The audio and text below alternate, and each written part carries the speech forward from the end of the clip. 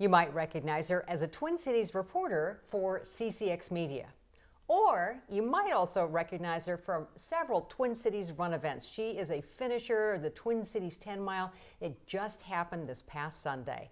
What you might not know, though, is that she is the face of courage, especially when it comes to living with Crohn's disease for 33 years. My guest is Sonya Goins, and I am delighted to have you join me to tell us all, to educate us more about Crohn's disease. Oh my God, first of all, thank you so much for having me. Oh, I am so delighted. I saw you in the hallway at Channel 11, and I said, I gotta have you on. Yes. Well, you know, Crohn's disease is a debilitating digestive disease. It's an inflammatory bowel disease, and it could affect your whole digestive tract. And more than 25,000 Minnesotans have either Crohn's or colitis, which is also an inflammatory bowel disease, and many of them are children. Ooh. Yeah, like as young as 18 months. Can you imagine? Oh my gosh. Yeah. How do they diagnose that? It's very hard in kids. In fact, when I was diagnosed like some 30-something years ago, it was very hard to find out, you know, what was actually going on. Mm-hmm. I was in college and I was having a lot of bloody diarrhea and cramps, and I didn't know what was going on. I thought it was the dorm food. Oh, okay. It was not the dorm food. Okay. But, you know, they did a lot of x-rays and they ran me through a whole bunch of, you know, like blood tests and stuff. And they said, well, first they said, you have ulcerative colitis. And then they said, nope, it's Crohn's, which is a little bit more serious, but they're all pretty bad. Mm-hmm, mm-hmm. But there are many symptoms to inflammatory bowel disease. You can have bloody diarrhea, cramps, you know, your joints can ache. Kids, it's an autoimmune disease. Mm-hmm. But I like to tell folks that it's not like a bathroom disease. It's not just, there's more to this disease than that. Like, it could affect your eyes and your skin. Last summer, I had problems with my eyes. Mm-hmm. Didn't know what was going on. Every time I would look at the light, it would hurt. Mm. Turns out I have ulureitis, which is connected to Crohn's disease. Wow. Which is crazy. It's just another side effect. I mean, yeah. These side effects are bad enough. Yes. And it was interesting because when you worked at Channel 11 a long time ago and you worked at WCCO, you weren't telling anybody that you had it. No, I was very embarrassed to tell anybody that. I mean, who wants to tell everybody, oh, hey, I'm running to the bathroom and I've got this problem. Mm-hmm. It wasn't until, I want to say 2003, I had to have half of my colon removed. Wow.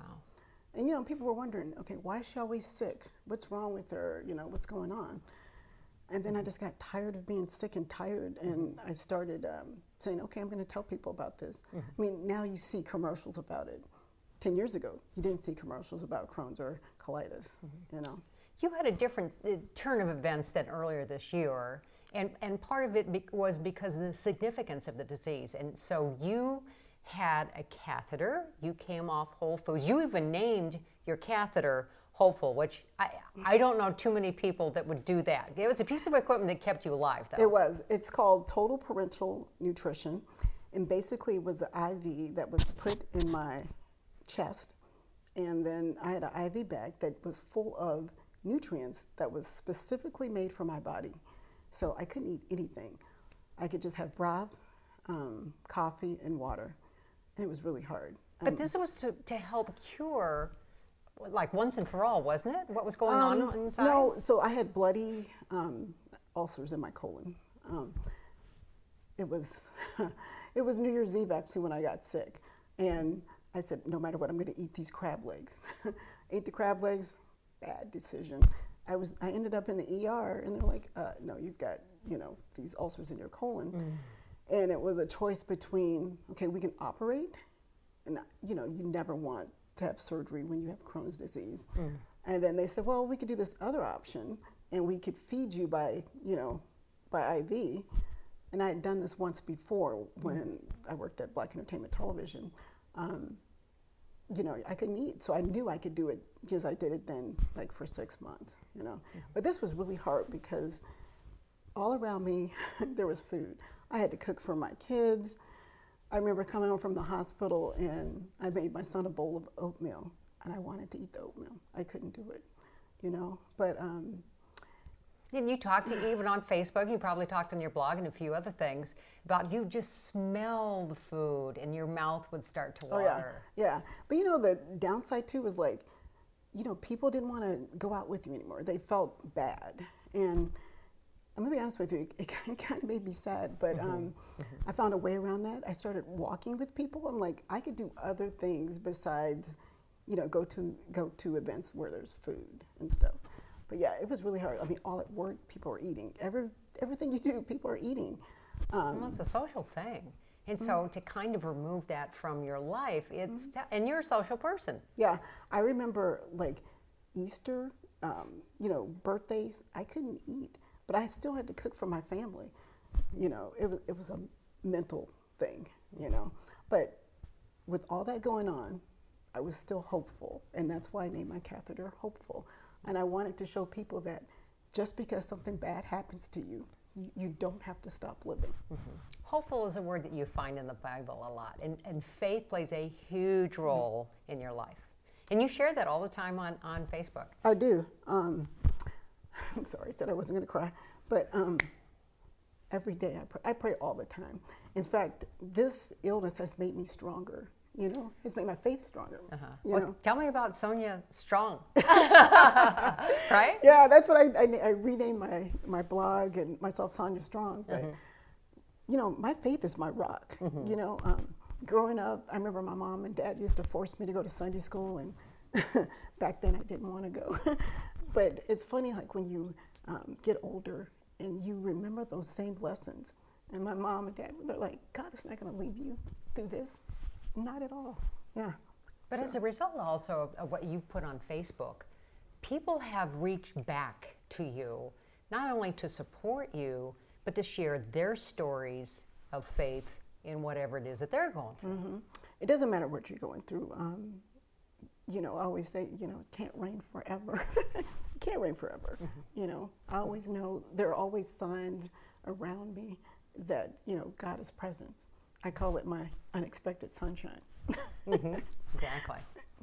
Now, you have 3 beautiful children. They're all adults now. Yes. And we have a fantastic picture of them.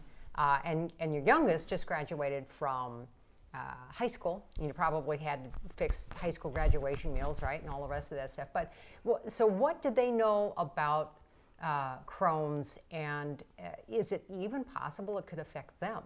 It could. It could be genetic. You know, some people have a sister or brother, but for me, there's no one in my family that has Crohn's disease. I'm always watching with them. I'm like, hey, are they having stomach aches, or is there something going on? But so far, they're not showing any signs. So knock on wood, right? Yeah. Yeah. But, you know, even though they're older, so Christian is the oldest. He is 23. Brianna is 20. She's at Purdue, and Jonathan's at the University of Colorado Boulder. And this last time, I was actually sick before this race, this last 10 miles. I know. Tell me about that. You were in the hospital a week before the 10-mile race. And so what people don't know is, I got sick like 3 or 4 days before the race. And I couldn't eat anything. Cramps were just like seriously crazy. And I had to go in for IV. I was dehydrated. And to be honest with you, I didn't know before the night before if I was going to be able to do that race. Even like an hour before, I was just like, hey, I'm not going to be able to make it. But something told me, hey, go out and do it. Yeah. And so I had to drink like 8 bottles of Ensure because I couldn't eat food. So to be honest, I didn't have enough energy to do that race. But I'm so kind of proud. I ran the first 3 miles. Did you? Good for you. Yeah, and I walked. I had to walk the rest. Oh, well, that's what a lot of people do. What happened? Oh, he's giving us a box of Kleenex for you. Thank you. I need that. Thank you, Scott. I appreciate that. Thank you. Yeah. So, so your kids, they're still talking about it a little bit.